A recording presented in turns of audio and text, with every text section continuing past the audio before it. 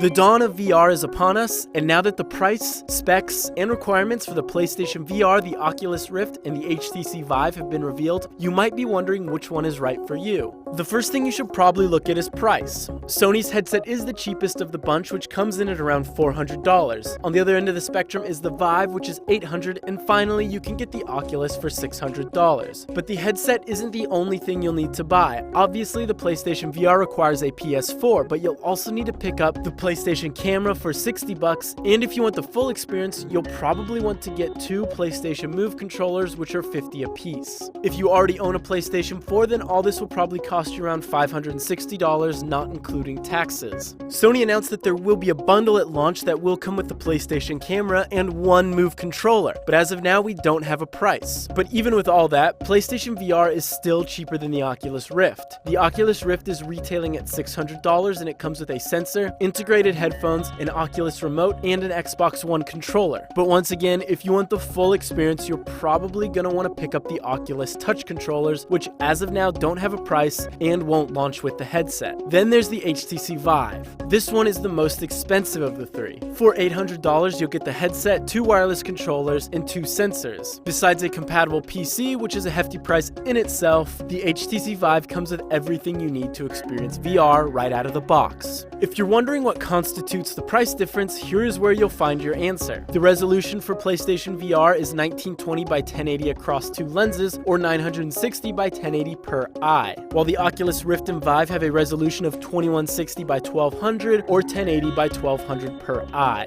All three of these devices use OLED displays, and the Vive and Rift both have a 110-degree field of view, while the PlayStation VR has a 100-degree field of view. One area where the PlayStation VR comes out on top is its refresh rate. The Vive and Rift both have a refresh rate of 90 Hz. PSVR, on the other hand, will have a maximum refresh rate of 120 Hz. However, one big difference between PlayStation VR and the other two headsets is that PlayStation VR will not have a tracking area. This means that unlike the Vive and Oculus, PlayStation VR will not track walking movements. The Vive will allow a 15 by 15 feet tracking area, and the Oculus will have a 5 by 11 tracking area. Finally, before you take the plunge into VR, you're going to want to make sure that your rig can handle these devices. If you're leaning more towards PlayStation VR, all you need is a PS4. The headset will also require an external processor, but that comes packaged with the device. But if you're leaning more towards the Oculus Rift or the HTC Vive, things get a bit more complicated. Both headsets will require an NVIDIA GTX 970 or AMD R9 290 or greater graphics card, and an Intel i5 4590 processor or better. You'll also need at least 8 GB of RAM for the Oculus and at least 4 for the HTC Vive. Both headsets will require an HDMI output and USB ports. The Oculus will require 4 USB ports, 3 of which need to be USB 3.0 and 1 which can be USB 2.0. The Vive, on the other hand, requires 1 USB 2.0 port.